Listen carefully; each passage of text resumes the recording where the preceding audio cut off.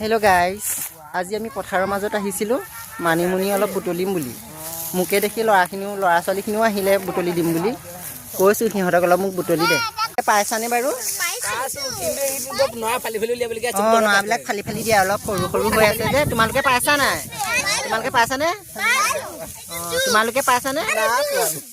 Hello' guys, কোৱা শুনিছোঁ মানিমুনি ভেদাইলতা খালে বোলে পেট ভালে থাকে, সেইকাৰণে মানিমুনি অলপ বুটলিবলৈ আহিলোঁ।